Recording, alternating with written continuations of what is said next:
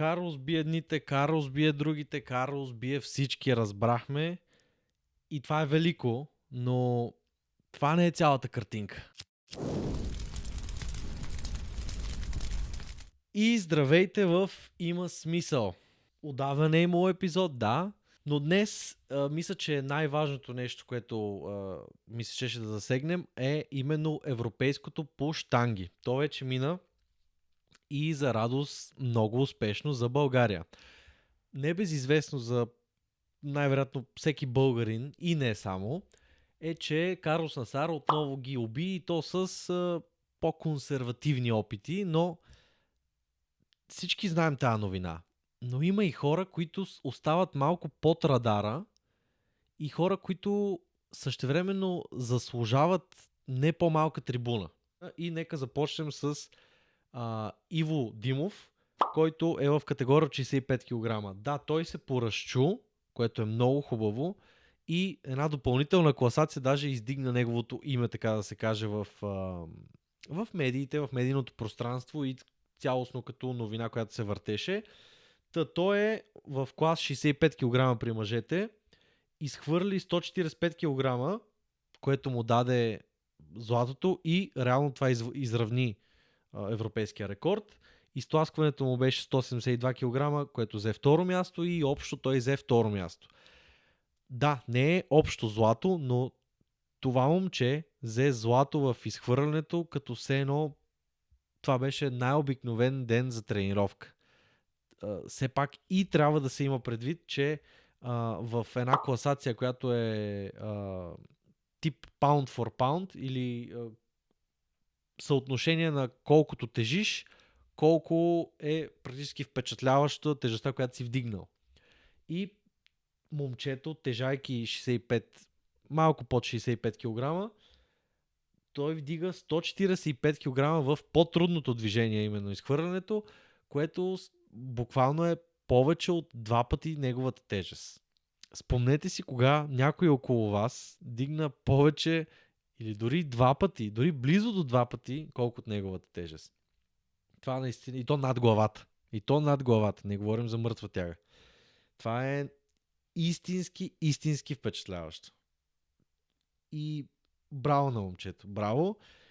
И той в тази скала се води втори. Той стана втори по скалата на Роби. Няма значение. Идеята е, че е втория най-впечатляващ за цялото европейско от това от съотношението колко тежи и колко е вдигнал. Първият е човек, който го изпревари, но това няма значение за важността на българското представяне толкова, колкото това е уникално. Това е уникално и всеки един човек в тази класация, която аз ще доизброя, показва на хората, че България има смисъл. Но ще се върнем на това след малко. Искам да довърша с останалите състезатели. Христо Христов до 110 кг категория изхвърля 190, става втори в изхвърлянето, изтласкване 222 и там трето място и общо двобоя му е с бронзов медал. Уникално представяне. Между другото, постарал съм се във времето що го да се запозная с неговата история, която не е така лъскава история, не е история на огромен успех, за съжаление, или поне не е такъв какъвто е могло да бъде. Той, ако не се лъжа, това му е първо, може би, състезание от известно време или второ. Така да се каже, това му е завръщане. Това му е нещо като начина той да покаже на себе си, че това има смисъл. И има смисъл, защото той беше тръгнал по лош път. Значи започва състезателната си кариера, има успехи като по-малък и изведнъж се започва дискотеки, тинейджърство, по-напреднало, хулигански изпълнения, да кажем. Не, едни неща, през които почти всеки от нас минава, но като те подхванат, някои хора особено не ги пускат много лесно. и при него най-вероятно е била такава ситуацията, но доколкото знам, той си има и детенце, има си жена и е решил в един момент, миналата година или по-миналата, е решил той че просто трябва да вземе живота си в ръце, не да е на автопилот, не да е на какво дойде и да не е всичко с цел забавление, а по-скоро с успех, с смисъла, който той ще остави зад него. Много важно нещо е, когато човек погледне зад себе си, и аз съм си го мислил това и надявам се всеки да се замисля за това нещо, и това не е някаква надъхваща глупава реч от някой, който се е филмирал, а по-скоро наистина твоето съществуване, като си кажеш аз съществувах в еди кой си период, освен моите най-близки приятели и семейство, какъв отзвук имаше моето съществуване на света? Не на света, пак звучи твърде мащабно, може би, но твърде натруфено. Но наистина, кой човек, който няма субективно мнение за мен добро, се радва, че аз съм съществувал или че съм влезнал в живота му, или че съм му помогнал по даден начин и така нататък. Колкото по-голяма е тази бройка, толкова повече практически живота на някой е бил смислен в по-широка скала от просто хората, които го харесват. И то заради фамилна връзка, нали, кръвна, или защото са приятели от детството. Или е бил кум и кума на сватбата или сватбата му. Наистина трябва човек да се замисли хубаво на тези неща. И Христо Христов го е направил. И надявам се да продължи в тази траектория, която всеки човек трябва да се стреми. Както се казва, не е важно откъде идваш, важно е на къде си се запътил и по-скоро как ще направиш така, че каквото и да ти се случи, ти да продължиш по пътя, който си решил да вървиш. Не е задължително да е едно нещо, не е задължително да е медал, да е даден връх, който си казал. Важното е да има морал в нещата и да има смисъл. Едно момче, което само мога да бъркам, но май беше влизал и в някакъв формат телевизионен, Ангел Русев, в Big Brother ли къде беше. Той е в най-леката категория при мъжете 60 кг и този път, тази година, стана за 6-ти пореден път шампион. Надявам се не бъркам, че е пореден, но 6 пъти е европейски шампион. Което е очевидно е доста силен водеща фигура в неговите килограми, които са да вдигаш общ резултат 275 кг, когато си едва 60 кг, под 60 кг, е, не знам, това наистина е крайно впечатляващо. Не знам, представете си човек, който е 60 кг, да вдига по 100 и кусор килограма над главата си. Това е вау. Това е вау. Дори, естествено, аз нямам никакъв тренинг за такъв тип вдигане, но дори аз не мога да си представя такова нещо, пък ама ли човек, който е почти двойно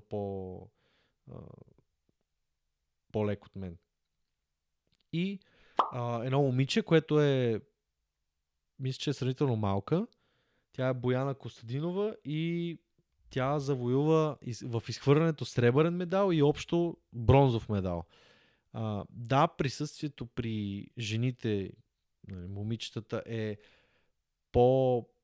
по-малко от към момичета, които се изявяват, но вярвам, че с такъв пример, който е тя в момента на новото поколение като пионерка, да кажем, при жените в дигането на тежести, се надявам и естествено покрай Карлос Насар един огън да се подпали. Един огън да се подпали, който е свързан основно с това, че спорта има смисъл. Той не е просто дай да ритаме една кожена топка, да се плюем, да се бутаме, да вдигаме някакви железа и до там. Хората, които не могат да вникнат в истинския смисъл и дълбочината на спорта, наистина изпускат може би най-великото изкуство създавано някога. Да, аз без проблем го сравнявам с най-великото изкуство създавано някога, защото това не е само форма на изкуство под самото му деяние и даже и психично, емоционално какво представлява спорта. Тази отдаденост, тази съпротива спрямо всички други около теб, спрямо факторите, които те натискат да ти е трудно, спрямо въобще всичко случващо се около ежедневието на всеки един нормален човек, особено човек, който е в не най-напредналите държави, който е в Източна Европа, да не говорим вече за Африка и за в някои части на Азия и така нататък. Това показва не само дух, това показва буквално дар Божий. Дар Божий, който не бива пропиляван. Даже сещам се така на Прима Виста, Сократ, мисля, че има едно казване, което е доста известно, но сега не мога да цитирам на 100%, но то гласи, че живота на един човек е жалък, ако той не може да види и да усети истинския капацитет и способност на неговото тяло. Което може да звучи грубо, може да звучи на много хора като пошло, меркантилно един вид, но това има причина ние да сме толкова обвързани с спорта и толкова много хора да усещат истинска тръпка, причина и притегляне към въобще да съществуваш заради тази дейност, да отдадеш целия си живот за спорта, а именно, че това е реално в нашото ДНК, това е в нашите инстинкти. Това е нещо, което не е самия спорт като състезание, а по-скоро дейността му на тази първична дейност, която може да се проследи от ловуването преди хиляди години, че то тогава имало спортове. Но така, отклоних се твърде много вече към философстване, което ми е сила, но българския спорт не само не е мъртъв, не само е жив. Той е на пиедестал и трябва хората да го осъзнаят. България е толкова способна във всеки един спорт. Аз няма да спра да го повтарям. Постоянно съм го казал и няма да спра да го повтарям. България е една от най-способните държави от към кадри. Не само дори за спорт, за наука, за каквито и да е постижения и професионализъм в почти всяка сфера, има лидер или има човек, който е на световно ниво. Не мога да сетя за нещо, което ние нямаме световен лидер, може би в автомобилостроене, но със сигурност всъщност софтуерно да кажем има българи, които произвеждат софтуери за автономно управление на автомобили дори. Така че буквално във всяка една сфера има български талант и то не е просто има, а той е водещ, той е на световно ниво, ако не и първи в много области. В спорта почти няма спорт, може би тенис на маса нямаме златни медали в някакви световни първенства, но ние сме уникална нация, с уникален народ, с уникални хора, с толкова талант. И е просто болезнено, когато масата млади са просто мислят само за дискотеки, за как да им е готино сега, какво да дръпнат, какво да изпушат, каква лъскава дреха да си сложат и вече като вземат кола, какво по-хубаво BMW да имат. Мисля, че живота и смисъла му особено, защото живота сам по себе си няма много смисъл, освен ако ти не му дадеш такъв, е малко повече от тези неща. пак казвам, много хора могат да сметнат, че това е филмарщина, че на къв се правя. Аз така смятам, аз така казвам. И споделям моето мнение. Който иска да ме слуша, но България е велика. Това не е лозунг на Възраждане. Не агитирам на там със сигурност. България е велика. Нашите спортисти са големи и велики. Ще стават още по-велики. Не само спортистите. Всеки успял човек от България е намерил и може да намери трибуна на световно ниво. Приветствам ви да се заслушате малко и в другата страна, а не само в тук има проблем 1, тук има проблем 2, тук има проблем 5000. Да, проблеми има много, проблеми има навсякъде. Но тук има много решения. И то решенията, хубавото е, че не са чисто материални, не са просто, защото държавата има пари, ето ти най-големите в дадената сфера, а тук затова стават такива професионалисти в каквото се сетите, защото точно няма тези перфектни условия, но има дух. Има дух, има сърце, има душа. И това нещо доизгражда истинския талант. Естествено, че на най-високото ниво в каквато и да е сфера няма как да се достигне само с труд. Не става. Трябва талант. Трябва тая изкричка, това нещо, аз бих казал дадено от Бог, всеки може да каже каквото пожелае. Но това специално нещо, което ти е, просто ти си роден за него, но ти трябва да тръгнеш по този път, трябва да извървиш, да минеш през трудностите, да минеш през гадното, когато ти е хубаво да не се опяняваш от него твърде много, а да продължаваш напред. И това мислене, да, може да не ти даде моментно най-приятния живот, но наистина, като се обърнеш назад и ще кажеш, този човек, или ако ти си този човек, аз, каквото направих, имаше смисъл.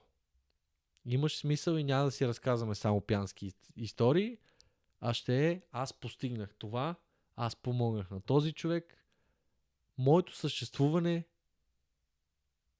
значише нещо. Аз не съществувах просто да се забавлявам и да мина през живота каквото ми дойде такова. Аз се борих и създадох нещо смислено. Морално и това, че аз съществувах, направи N брой неща по-добри. И някои по-лоши, естествено. Не спирайте да вярвате в силата на дисциплината, в силата на това, че трябва да търсим смисъл в нещата, а не просто да го караме по течението. Не спирайте да вярвате в това, че себеусъвършенстването е най-висшата цел. Тук не е и комунистически лозунг. И не спирайте да вярвате в нас, в българското. Защото българското не веднъж, не два пъти, а за векове напред и за векове назад доказва и ще доказва, че е едно от най-добрите, едно от най-доброто, че е на световно ниво. Аз избирам да вярвам в България и политически, ако щеш. Вярвам основно в спорта и вярвам в хората, които искат да направят нещо с животите си. Надявам се и вие.